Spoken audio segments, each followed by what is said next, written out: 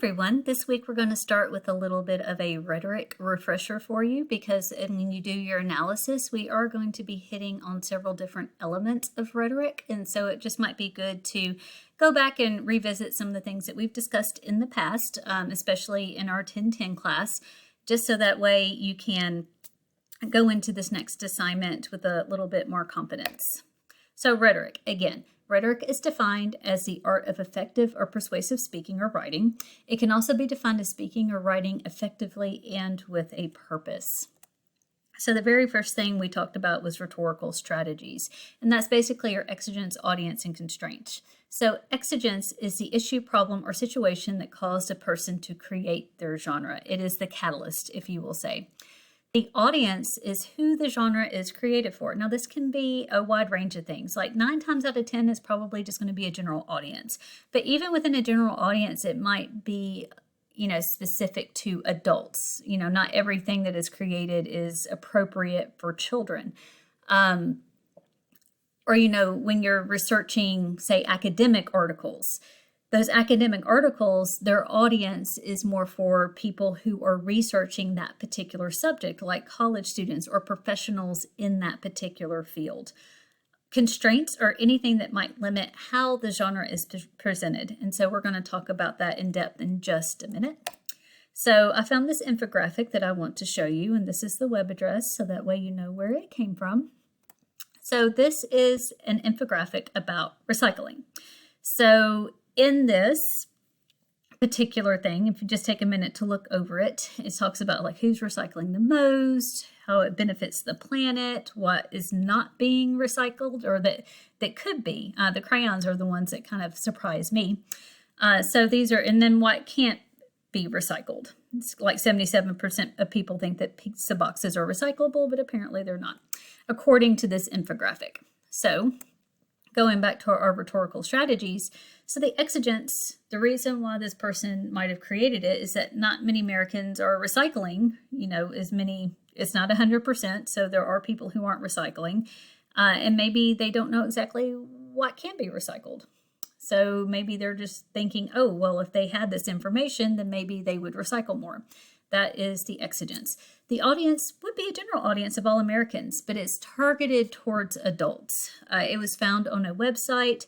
Not many second graders are going to be getting on websites and looking up information like this. So it would be a general audience, but I would say it would be for teenagers and above. So the constraints are that it's an infographic. It's an infographic on a website. You don't want to put too much information on it or the viewer might become just a little bit overwhelmed.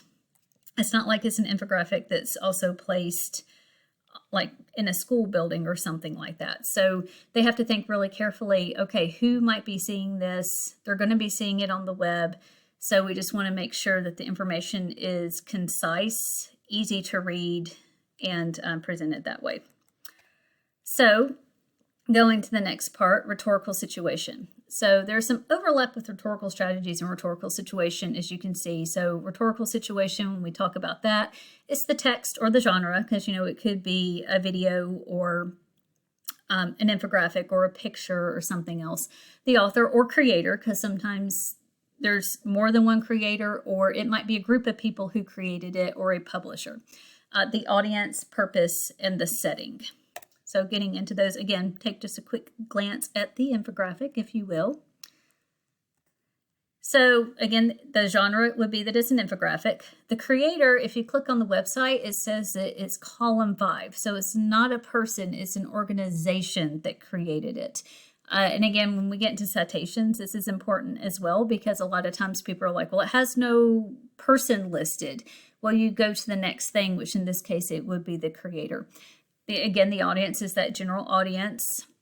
The purpose is to inform others on recycling. So, perform, entertain, or persuade, in this case, information, but specifically on recycling. And the setting is a website. So pretty simple. A lot of times people look too deeply into this and think it has to be something that they're missing or something that's a little bit more academic or whatever in nature. A lot of times it's actually just the simplest answer is the right one. Rhetorical appeals. We talked about this in length last semester. Ethos is the credibility of the author and or genre. Pathos is the emotional appeal. Logos is that logical appeal. And kairos is the timeliness of the piece. So again, taking a quick look. I hate to keep going back and forth to it, but just give you a little refresher of what it looked like. So ethos, the information appears to be correct, but there's not much known about the creator. The credibility really can't be confirmed. This is a case like if you're doing, looking for a source for your research paper, and you come across something like this where it was created by a company, you're going to have to research the company, because just looking at it and adding it to your paper, we don't know. We don't know much about this particular company. So just by looking at it, you can't confirm it. You're going to have to do extra research to make sure that this person, this company is credible. Pathos. So recycling is a very popular topic, and there's a lot of emphasis put on saving the planet. So people are automatically kind of emotionally invested in this topic, and there are a lot of topics like that where people are going to have this automatic emotional investment.